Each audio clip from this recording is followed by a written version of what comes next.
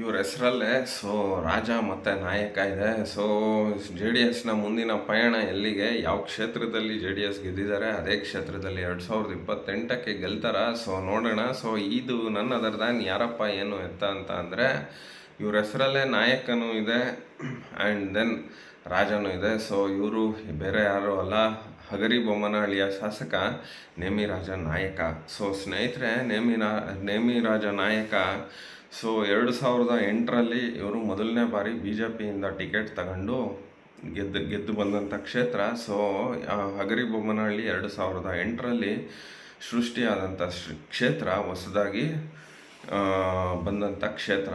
ಸ್ನೇಹಿತರೆ, ಹಗರಿ ಬೊಮ್ಮನಹಳ್ಳಿ ಈ ಕ್ಷೇತ್ರದ ವಿಶೇಷತೆ ಏನಪ್ಪ ಅಂತ ಅಂದರೆ, ಈ ಕ್ಷೇತ್ರದಿಂದ ಗೆದ್ದಂಥವನು ಹಾಲಿ ಸೋತಿರ್ತಕ್ಕಂಥ ಬಟ್ KMF ಅಲ್ಲಿ ಅವರು ಅಧ್ಯಕ್ಷರಾಗ್ತಾರೆ. It is none other than Bhima Naik. ಆದರೆ ಭೀಮಾ ತನ್ನ ಬಲವನ್ನು 2023ರಲ್ಲಿ ಕಳ್ಕೊಳ್ತಾನೆ. ಒಂದಂತೂ ನಿಜ, ನೇಮಿ ರಾಜ ನಾಯಕ ಹೇಗೆ ಏನು ಎತ್ತ ಅಂತ ಅಂದರೆ, ಜೆನ್ಯೂನ್ ಪರ್ಸನ್, ಒಳ್ಳೆ ಮನುಷ್ಯ, ಜನಗಳಿಗೆ ಸಿಗ್ತಾರೆ, ಅತ್ಯಾಪ್ತರ ಜನಗಳಿಗೆ. ಆ್ಯಂಡ್ ನೀವು ಯಾವುದೇ ಟೈಮಲ್ಲಿ ಹೋದ್ರೂ ಕೆಲಸಗಳಾಗುತ್ತೆ.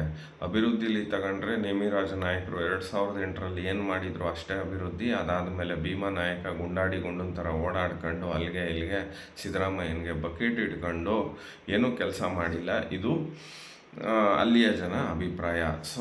ಈ ಕ್ಷೇತ್ರದ ವಿಶೇಷತೆ ಏನು ಅಂತ ಅಂದರೆ, ನೇಮಿ ರಾಜನಾಯಕರು ಕೊನೆಯ ಮೂಮೆಂಟಲ್ಲಿ ಬಂದು, ಅಂದರೆ ಬಿ ಜೆ ಪಿಯವರು ಅವ್ರಿಗೆ ಟಿಕೆಟ್ನ ಡಿನೈನ್ ಮಾಡ್ತಾರೆ, ಅಂದರೆ ಕೊಡೋದಿಲ್ಲ. ಅವ್ರಿಗೆ ಒಂದು ಚಿಹ್ನೆ ಬೇಕಾಗಿರುತ್ತೆ, ಚಿಹ್ನೆನ JDS ಅಲ್ಲಿ ತಗೊಳ್ತಾರೆ. ತಗೊಂಡಂಥ ಸಂದರ್ಭದಲ್ಲಿ ಅವರು ಗೆದ್ದು ಬರ್ತಾರೆ. ನಮಗೆ ಇದೆಲ್ಲ ಅಚ್ಚರಿಯ ಕ್ಷೇತ್ರ. ಯಾಕೆ ಅಂದರೆ ಕೊನೆಯ 15 ದಿನನೋ 10 ದಿನನೋ ಇರುತ್ತೆ. ಹಾಗಾಗಿ ಇಲ್ಲಿ ನೇಮಿ ರಾಜ ನಾಯಕನ ವೈಯಕ್ತಿಕ ವರ್ಚಸ್ಸು ಸ್ವಲ್ಪ ಮಟ್ಟಿಗೆ JDS ಪಕ್ಷದ ವರ್ಚಸ್ಸು ಎರಡು ಗೆಲುವಿನ ಕಡೆಗೆ ತಗೊಂಡೋಗುತ್ತೆ. 2028ಕ್ಕೆ ಯಾವ ರೀತಿ ಏನು ಎತ್ತ ಅಂತ ಅಂದರೆ, ಇದರಲ್ಲಿ ಅನ್ಡೌಟೆಡ್ಲಿ ಒನ್ ಸೈಡ್ ಮ್ಯಾಚು. ಯಾಕೆಂದರೆ ಭೀಮಾ ನಾಯಕ ತನ್ನ ಹೆಸರನ್ನು ಕೆಡಿಸ್ಕೊಂಡಿದ್ದಾನೆ. ಆ್ಯಂಡ್ ದೆನ್ ಭ್ರಷ್ಟಾತೀತ ಭ್ರಷ್ಟ ಅಂತ ಅಲ್ಲಿ ಹೇಳ್ತಾರೆ. ಭೀಮಾ ನಾಯಕ ಇನ್ನೊಂದು ಅವಧಿಗೆ ನನಗೆ KMF ಕೊಡಿ ಅಂತ ಹೇಳ್ತಾನೆ, ಆದರೆ ಅದು ಕೊಡೋದಿಲ್ಲ.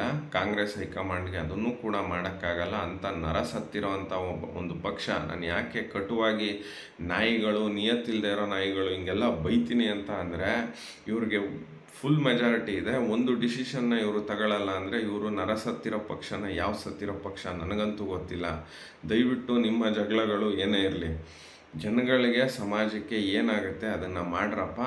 ಅದಕ್ಕೆ ಒಬ್ಬ ಕಾಂಪಿಟೇಟರು ಇನ್ಯಾರು ಅಲ್ಲ, ಬಂಡೆಯ ಅಣ್ಣ ಸೋಲ್ನ ಪಾಪ ಇದು ಮಾಡಿದೆ ಪ್ಯೂನ್ ಥರ ಅಲ್ಲಿ ಹೋಗಿದ್ದಾನೆ ಅವನು. ಅದಕ್ಕೆ ಒಬ್ಬ ಆಕಾಂಕ್ಷಿ. ಅದಾದ ಮೇಲೆ ಎಲೆಕ್ಷನಲ್ಲಿ ಮೋಸ ಆಗಿದೆ ಅಂತ ಕೋರ್ಟಿಂದ ಒಂದು ಇದನ್ನು ಮತ್ತೆ ಅಗ್ನಿ ಪರೀಕ್ಷೆಯಲ್ಲಿ ಗೆದ್ದು ಬಂದಂಥ ನಮ್ಮ ನಂಜೇಗೌಡ.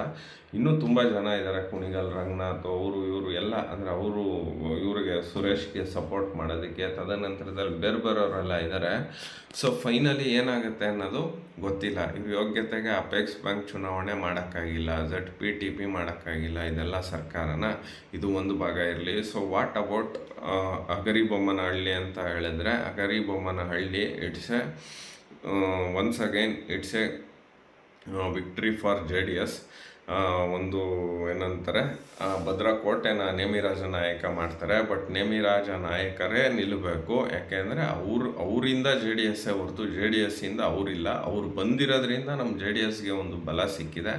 ಹಾಗಾಗಿ once again Hagari Bommanahalli is for JDS. Hagari Bommanahalli Nemi Raja ನಾಯಕರಿಗೆ ಶತಸಿದ್ಧ 2028ಕ್ಕೆ. ಈ ಕ್ಷೇತ್ರನೂ ಕೂಡ ನಿರಾಸಾಯವಾಗಿ ಅನಾಯಾಸವಾಗಿ JDS ಪಕ್ಷ ಗೆಲ್ಲುತ್ತೆ. This is also +1 JDS. Nemi Raja Nayak, Nemi ರಾಜನೇ ಹಗರಿ ಬೊಮ್ಮನಹಳ್ಳಿಗೆ ನಾಯಕನೇ ಹಗರಿ ಬೊಮ್ಮನಹಳ್ಳಿಯ ನೇಮಿ ರಾಜ. ಹೀಗಾಗಿ ಸ್ನೇಹಿತರೆ, ನಾಯಕ ಮತ್ತು ರಾಜ ಎರಡೂ ಅಪರೂಪ ಹಿಂಗೆ ಹೆಸರುಗಳಿರೋದು.